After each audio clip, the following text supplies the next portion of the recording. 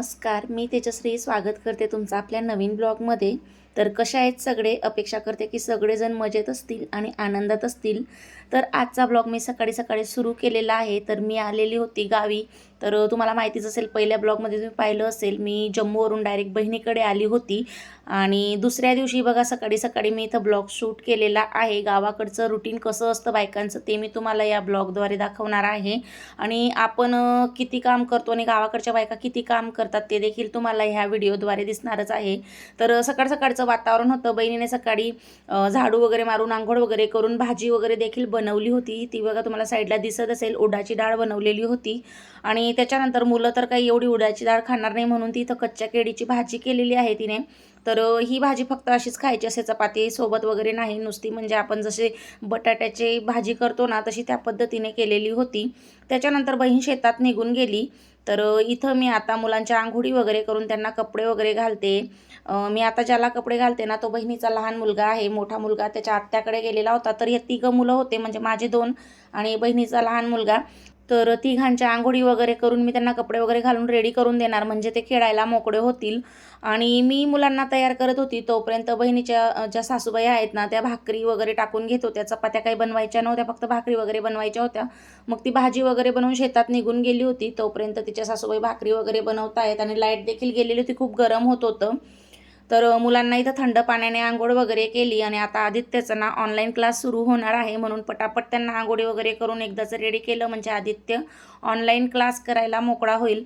तर हे बघा इथं ना बहिणीचा मुलगा खूप आगाव आहे. तो इथं म्हणजे कॅमेरामध्ये थोडी मस्ती करत होता.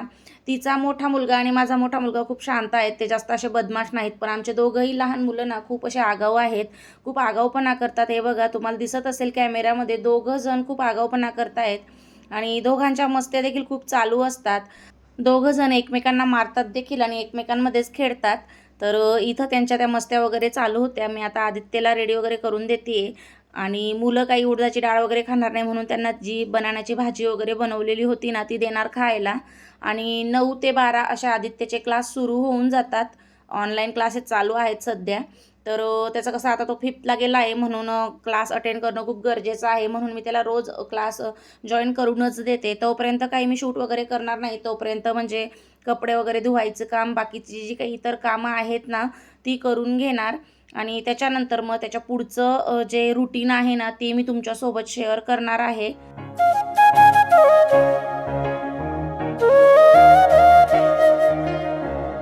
त्याच्यानंतर हे बघा इथं मी ब्लॉग डायरेक्ट 12 वाजता कंटिन्यू केलेला आहे. तोपर्यंत आदित्यची क्लासेस वगैरे पण झाली होती. बहीण शेतामधून आली तोपर्यंत आम्ही जेवण वगैरे केलं. आणि त्याच्यानंतर आता जे जेवणाची भांडी वगैरे होतात ना ती आवरते आणि मी आता झाडू मारून घेणार तोपर्यंत.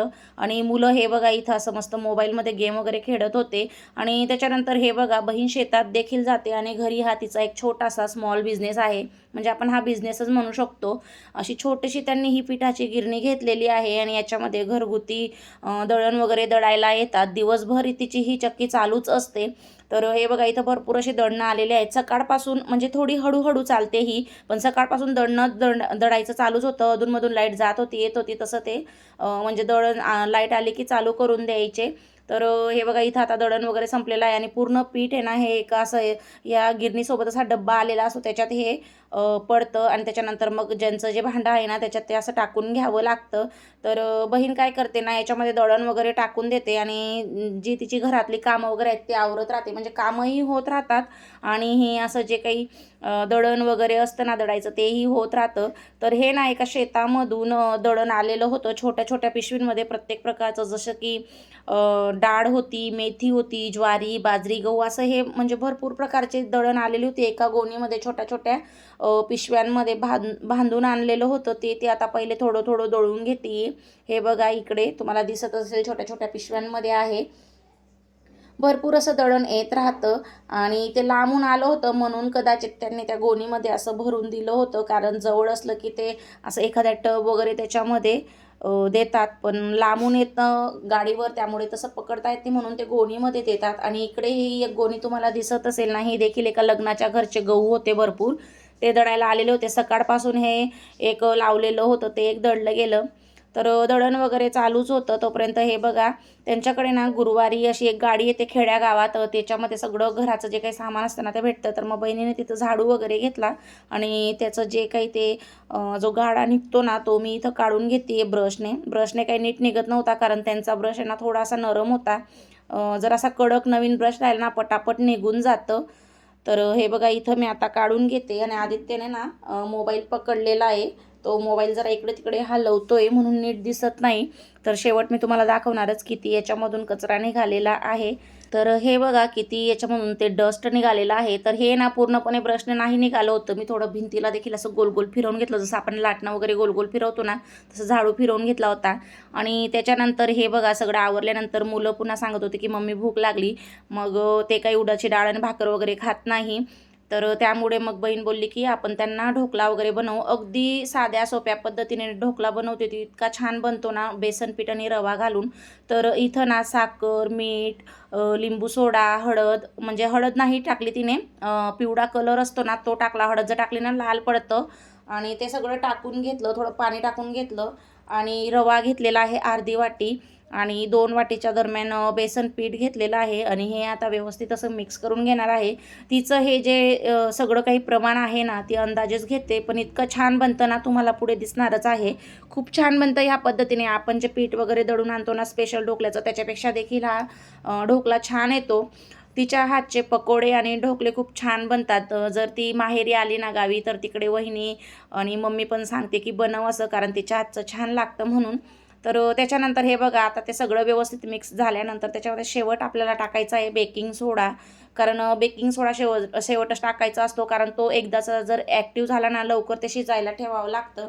बेकिंग सोडा टाकल्यानंतर व्यवस्थित मिक्स करून घेतलं. तोपर्यंत इकडे ना कढईमध्ये गरम पाणी ठेवलेलं होतं आणि हे व्यवस्थित मिक्स झाल्यानंतर प्लेटला तेल वगैरे लावून लगेच त्याच्यामध्ये हे टाकून घेतलेलं आहे आणि आता लगेच 15 ते 20 मिनटं इथं आता शिजायला ठेवून देणार. आणि हे ना व्यवस्थित असं झाकायचं आहे. जर थोडीफार जरी वाफ निघाली ना तर लवकर शिजत नाही. तर हे बघा पूर्ण कवर होईल अशा भांड्यानेच ते झाकायचं आहे. तर हे आता शिजू देणार. तर हे बघा 15 ते 20 मिनिटानंतर छान असं हे फुलून आलेलं आहे आणि तुम्हाला दिसत असेल कलर टाकल्यामुळे ना म्हणजे असं लालसर नाही पडलं. जर आपण हळद टाकली ना तर वरती बेकिंग सोडा टाकल्यामुळे असे लाल लाल कलर येतो. त्यामुळे मग आपण याच्यामध्ये ना जो फूड कलर असतो येल्लो तो टाकायचा आहे. त्याच्यानंतर चेक केलं शिजलं की नाही आणि मग त्यांची सुरी आहे ना शेतामध्ये गेलेली होती. कट करण्यासाठी सुरी वगैरे नव्हती. मग मी स्पूनने हे कट करायला गेली, पण ते नीट कटच होत नव्हतं, कारण ते खूप सॉफ्ट असतं त्यामुळे. मग मी तशा जर रेषा पाडल्या आणि त्याच्यावर तडका वगैरे दिला आणि हे बघा किती छान बनलेलं आहे. तुम्हाला दिसत असेल किती फुललेलं आहे. म्हणजे अजिबात असं काही तामझाम न करता अगदी सोप्या पद्धतीने बनवलं तरी देखील खूप छान बनलं आणि चवीला देखील खूप छान लागतं ह्या पद्धतीने जर बनवलं तर. मुलांनी छान असं हे पोट भरून खाल्लं. त्यांचंही पोट भरलं. मुलांना असं म्हणजे आपण काही नवीन बनवून दिलं ना ते छान खाऊन घेतात. रोज रोज आपण भाजी चपाती देतो तर ते खायला कंटाळा करतात. त्यामुळे मग बहीण एवढी शेतामधून थकून आली होती तरी देखील तिने मुलांसाठी ते बनवलं. आणि त्याच्यानंतर हे बघा आता इकडे आलेली आहे खाली. तर इकडे त्यांची जनावरं असतात जसं की म्हैस, परत बैल वगैरे आहेत त्यांच्याकडे. त्यांच्या शेतासाठी लागतातच ते. तर त्यांना पाणी आणि चारा वगैरे देण्यासाठी आलेली आहे इकडे खाली. त्यांनी हा एक तळमजला काढलेला आहे. तर याच्यामध्ये सगळा चारा भरून ठेवलेला आहे. तर तिने आता पहिले पाणी पाजलं आणि आता त्यांना हा चारा वगैरे टाकून देते. हा सुका चारा आहे. मला वाटतं हा ज्वारी बाजरीचा असं काहीतरी असेल ते. त्याचं म्हणजे असं पावडर बनवून ठेवलेली आहे एक प्रकारची. ती आता त्यांना टाकून देते. आणि गावाकडचं बघा रुटीन कसं असतं. आपण जेव्हा सिटीमध्ये राहतो ना फक्त आपल्याला घरातलीच कामं असतात आणि ती कामं देखील आपण कंटाळा करत करत पूर्ण दिवसभर करत असतो. तरी देखील आपली कामं होत नाही. आपण थोडाफार तरी आराम वगैरे करून घेतो. पण गावाकडे तसं नसतं. दिवसभर कंटिन्यू त्यांचं काम चालत असतं. जो काही आराम असतो तो जास्त करून रात्रीच भेटतो. असं दिवसाला तर दिवसभर कामं चालू असतात शेतकरी लोकांचे. तर तो जो ब्लॉग होता ना तो त्या दिवशी मी तिथूनच स्टॉप केला. संध्याकाळचं काही मी शूट वगैरे केलं नव्हतं. आणि त्याच्यानंतर हे बघा दुसऱ्या दिवशी ना इथं पुरणाच्या पोळ्या बनवायचं चालू आहे. तर आमच्याकडे खानदेशामध्ये ना खापऱ्यावरच्या पुरणाच्या पोळ्या बनवतात. तर त्या कशा पद्धतीने बनवतायत ते तुम्हाला व्हिडिओमध्ये दिसत असेल. याची खूप लंबी प्रोसेस असते. डाळ पहिले म्हणजे आपल्याला पहिले आपण ज्या तव्यावरच्या पुरणाच्या पोळ्या बनवतो ना तसं जे पुरण तयार करतो तसंच हे करायचं असतं, पण त्याच्यापेक्षा हे थोडं पातळ असतं. तर ते पुरण वगैरे तयार करून घेतलं होतं. आणि ही जी कणिक मळतात ना, ती अगदी अशी पातळ मळावी लागते, म्हणजे ती अशी थोडी सैलसर पाहिजे ह्या पद्धतीने. तर ते काही मी शूट केलं नव्हतं.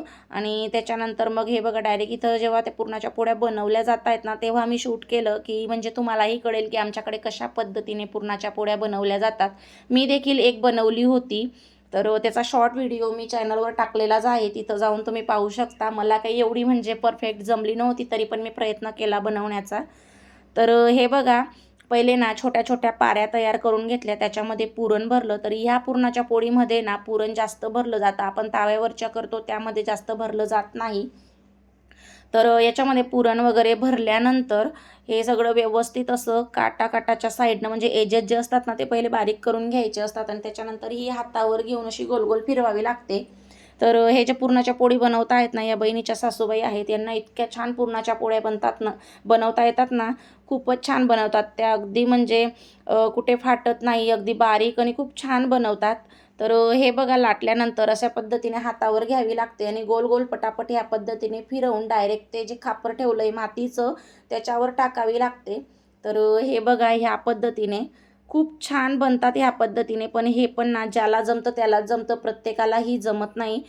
मला पण नाही जमत एवढी, म्हणजे ते जे काही पहिली प्रोसेस आहे ती तर बिलकुलच जमत नाही. हे लाटण्या वगैरेचं हे थोडंफार तरी जमतं.